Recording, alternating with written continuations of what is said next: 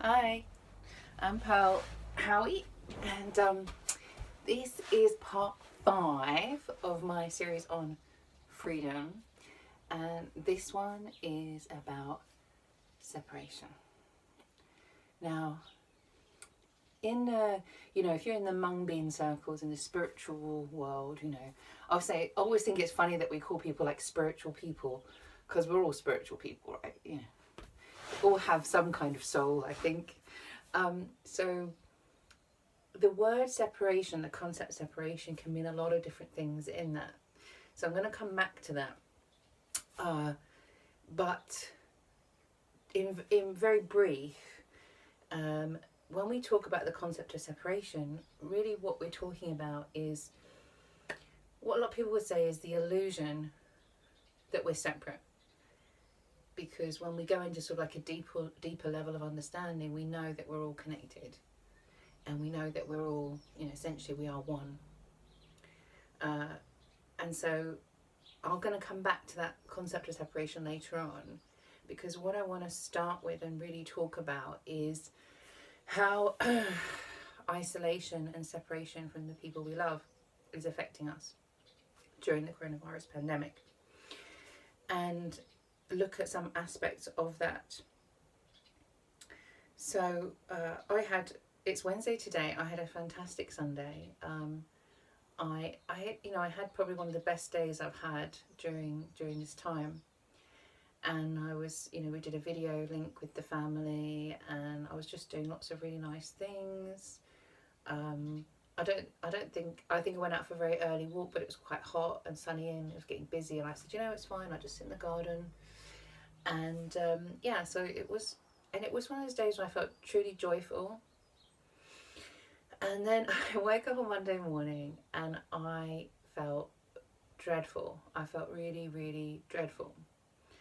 And I was punching the pillows when I woke up. Even before I got out of bed, even before I made my tea, I was so kind of angry and stressed, and I felt just angry. And I said I was punching the pillows, and I was just like, And so one of the things you're finding within this sort of like virus culture and what's being said and things like that is that obviously there are a lot of moments when we find things difficult for millions of reasons, absolutely millions of reasons, and our challenges are very different around the world and at different times. And but one of the things that I noticed was a lot of people seem to feel that way on a Monday morning, and there are sort of two kind of approaches to that really. And one is, let me do something that takes me out of that feeling. Let me go and watch a movie. Let me go and do some cooking. Let me eat something. Let me go and raid the biscuit jar, which is not a bad thing. No judgment here. And me and my grandma were both saying, that sometimes you just feel bad, and your first knee-jerk reaction is, what can I eat? What can I eat? And we were saying, well, it's not too bad, but maybe we should, try and find some other ways of dealing with things. So, and then the other thing we can do is to take whatever's coming up for us and really look into it and really sit with it. And it's funny, I was having a bit of a disagreement with somebody online about running away from things, running away. And that's come up a few times as well. When is it appropriate to, and that's actually come up for me in my life as well. When is it appropriate for us to run? Or when should we stand up to things? When should we, confront people and stuff? And I always come back to the Dalai Lama and him running from Tibet. And it's very interesting. The Book of Joy is the first book I've read, which really kind of went into that and explained from his perspective, where he explains sort of the decision process of actually running away from that situation. And we have a lot of times when, people like Nelson Mandela went on the run and things like that. So there's, again, no judgment in terms of running away from things. Sometimes running away is the best thing you can do. We're not stupid. Sometimes we act like we're stupid, but human beings are meant to be quite intelligent. So, but what we are is we often get addicted to habit. We get addicted to I'm not going to run away, I'm going to confront this. And actually I wrote about this quite a lot in my book, Meditation for Angry People, because sometimes not running away is the same as banging your head against a brick wall. You know, get yourself out of a situation. You know, if you're in a situation which is not serving you and which is dangerous to you, you know, one of the best things we can do is actually leave that as soon as we possibly can. Our job, even as, you know, spiritual warriors, is not to fix every situation. It's not to fix other people. And so sometimes the best thing we can do is to leave and to go. And we'll come back to that again. There's another thing to come back to. Or maybe I'll make a note of that. No, I've made a few notes. So on the other hand here we have, let's just sit and look into what is it that's really bugging me? You know, what is it that's really upsetting me in this moment? And so I say also be careful with this in terms of confronting and dealing with your emotions, in terms of really looking into things. A thing I've said so many times is you cannot grieve in one day.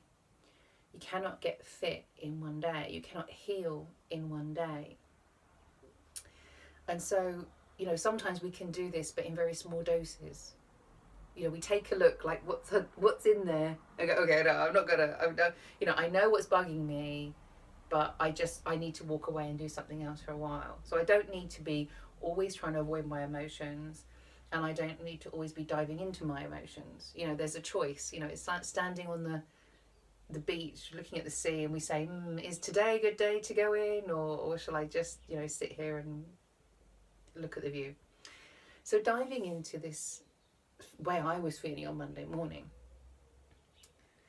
and I really dived into that feeling and all the pain and the upset of the situation. And one of the questions I often ask, and I've done this a lot, you know, a lot of my travelling was about holding up, you know, discomfort and suffering, and really examining it. You know, why is this painful to me? Why is this hurting me?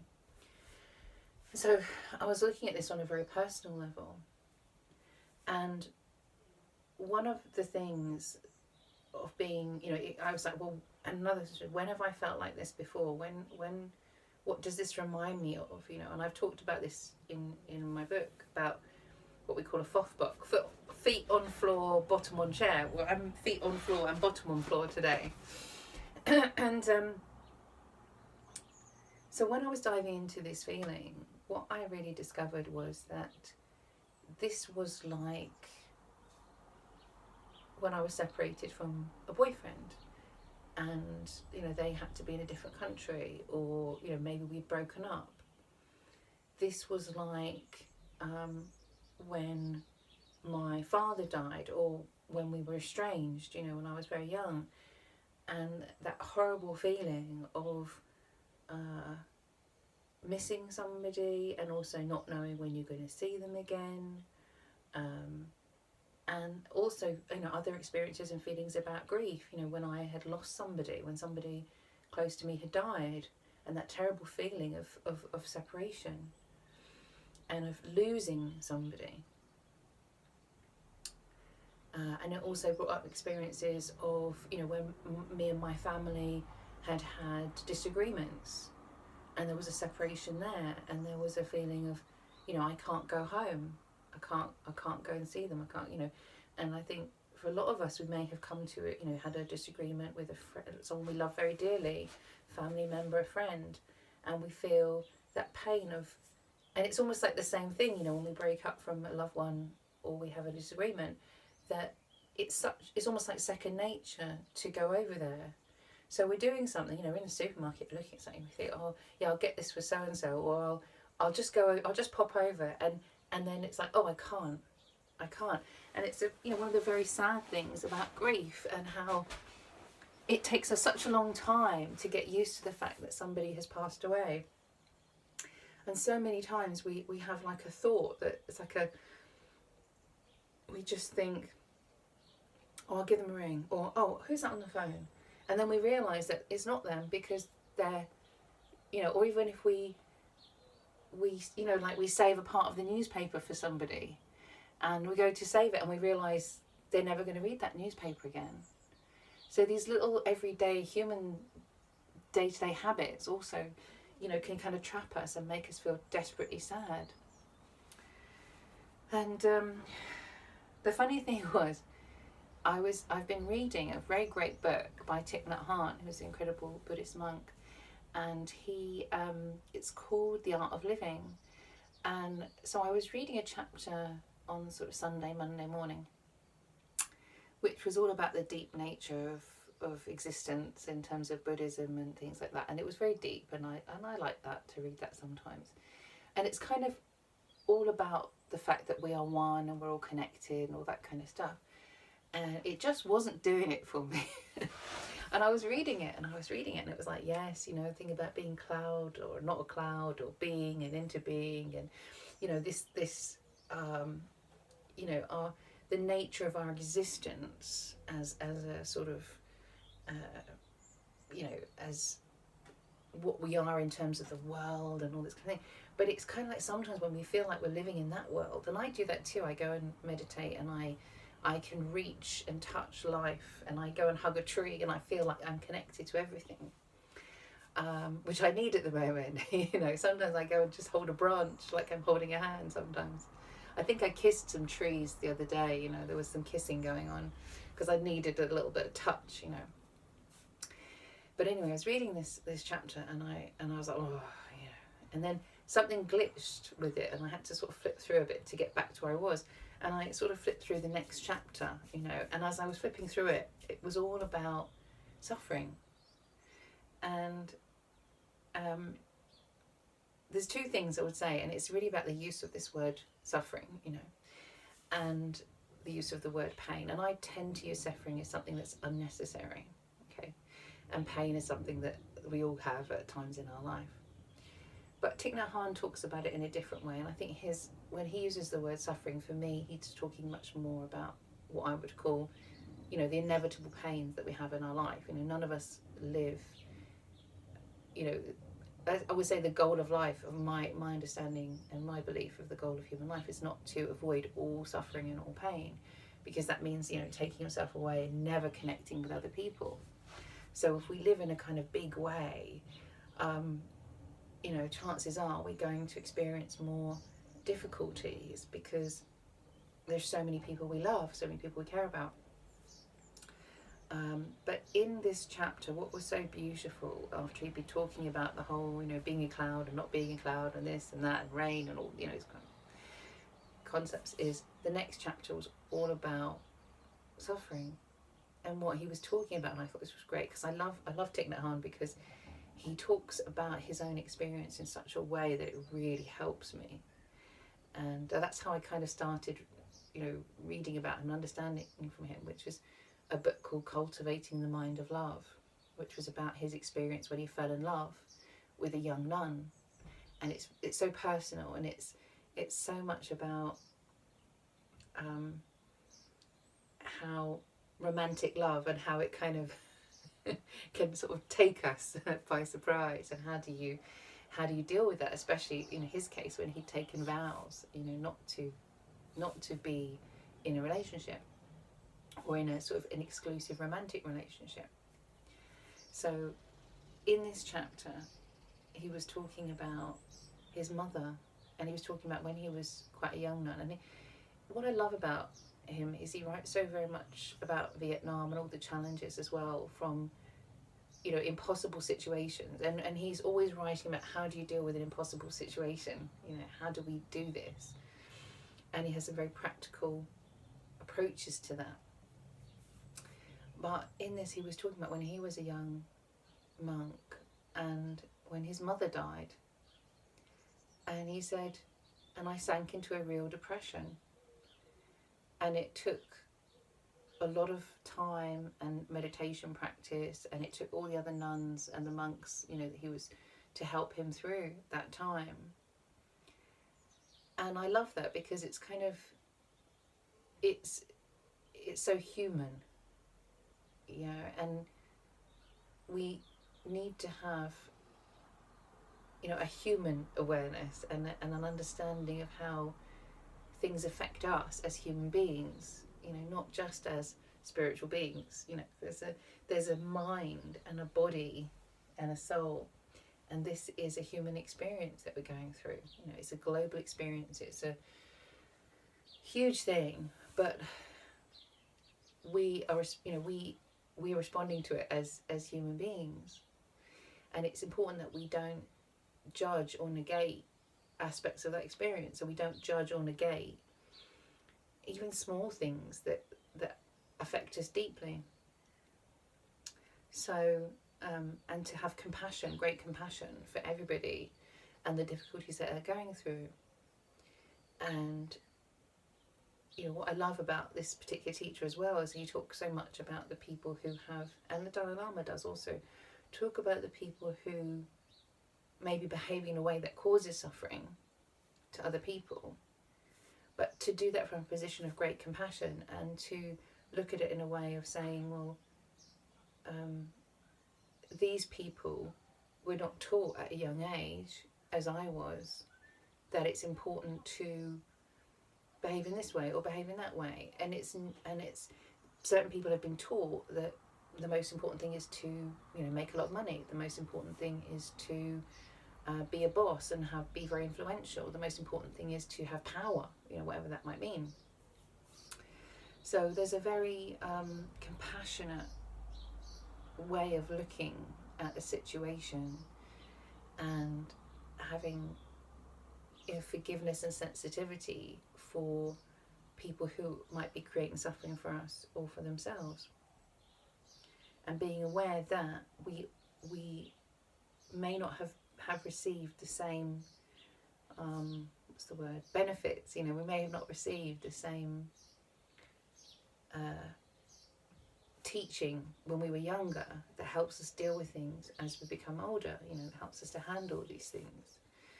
And you know, very often we look at people going out and sort of studying in monasteries and years of training and this and that and the other, and sometimes we forget that for people to even have a bit of compassion, they might need to spend some time relearning, you know. And what I love when you see small children tend to have an innate sense of, I'm going to do one about money as well, but small children tend to have an innate sense of just, they don't care about money. You know, if somebody wants something, they'll just give it away. They'll give away their toys, they'll give away their clothes, you know. There's kind of a beautiful sense that young children have, and that sort of gets trained out of us, you know, by whoever's, you know, in charge. Will teach us, no, this is the way you live your life. No, this is what's important. So we get taught a lot of things when we're younger. And, you know, that's the other thing I wanted to talk about, because when we talk about separation, I think that no matter, even if we say had like a perfect life up until now, and we were the most compassionate, you know, as you say, from this wonderful Buddhist monk and other people, even if we're the most compassionate, most amazing, most incredible person on the planet, separation would still affect us. And I often come back to Nelson Mandela and his, you know, his cell. And but the thing about it is, you have to remember that even Nelson Mandela had a lot of relationships and connections, even from where he was. And you know, it's the thing that when he came out, you know, all the guards just, you know, they had a great relationship with him. So he had, despite being, you know, isolated, and many people who are prisoners, and especially prisoners of conscience, you know, who find a way to relate and to create connections and stay connected. But I suppose what we're seeing at the moment is, however much we're connected, and you know, through the phone, through the internet, things like that, even if somebody can come and sit and talk to us from a distance, there is a real pain to not being touched and not being held. And I think, you know, for me, I think that's what I realised when I travelled, even as much as I miss my family and everything like that, you know, I would always go and get a massage. I could always go and get a massage and get some healing touch and some healing, you know, some squishiness. And I would go and literally put myself in the hands of somebody wise and somebody who knew what they were doing and could give me a really good massage. And even if it wasn't a great massage, it was still something that was sort of healing, you know. I find myself taking quite long showers because I like, you know, the feeling of the water touching me. And it's, you know, it seriously, I'm there and I'm like, oh, that's really nice. You know, it feels like, you know, that tactile, that sense of touch. And maybe it's because we're 80-90% water, so it's almost like having a human being touch me. But anyway, so going back to how we're taught and what we're taught, what's very interesting is that in many cultures and many families, many traditions, we see and use separation as a form of punishment. So when we're little and we fight with our brothers and sisters and we have difficulties with our friends, what happens? You get separated, you get put in the corner, you get sent to your bedroom. And that's, so even if we kind of like wandering off by ourselves, and I do, when we feel that we can't come back, it hurts. It really hurts.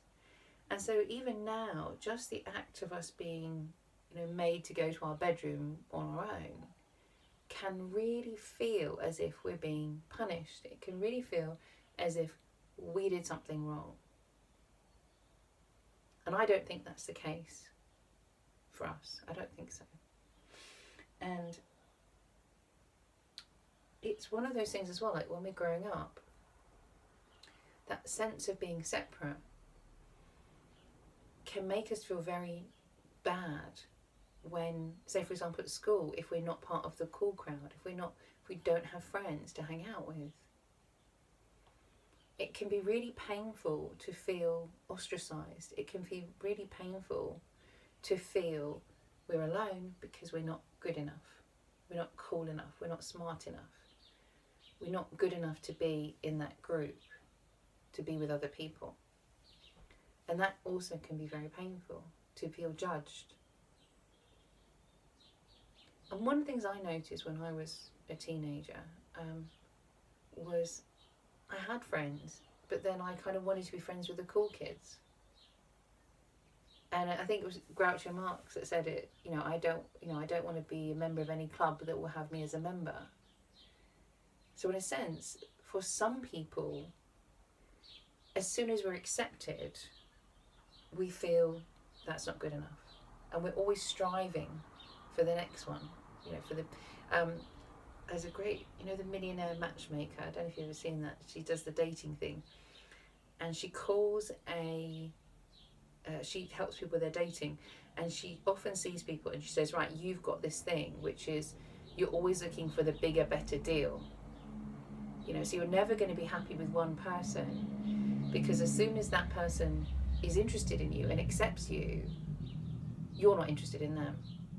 So their acceptance of you is a massive turn-off. We want the person, and this is not for everybody, but for a lot of people, we want what we don't have. We want the person that doesn't want us.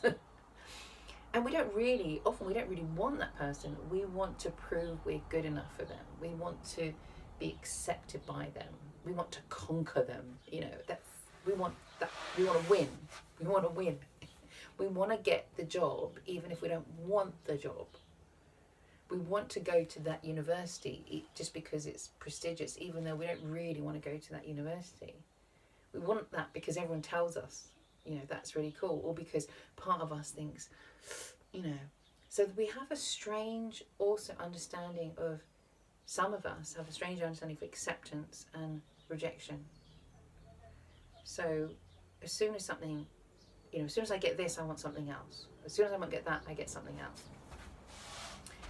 And so if you feel that might be you, I recommend you look into that. Because sometimes you can feel like, why am I feel let down when I've got this? Why does it, And one of the things that I've experienced during this time, which is very interesting, is that I'm very aware of certain people and groups of people that I wanted to be accepted by, I wanted to be part of their crowd. I thought that they were quite cool.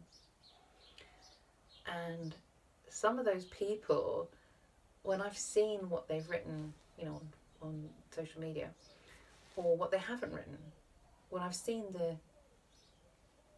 where their attention goes during this time, I realise that they're not good enough for me. I was trying to fit in with a group of people that are not my Sangha. And Sangha is a word that we use that Thich Nhat Hanh uses a lot to describe a group of people who you study with. So it could be like that body of monks and nuns that you spend time with in order to practice together. So, and it could be anything. So your family can be a Sangha. Your professional body could be a Sangha. Your friends and everybody who knows you can be a Sangha. And so there's a thing for me at the moment where a lot of people who I thought,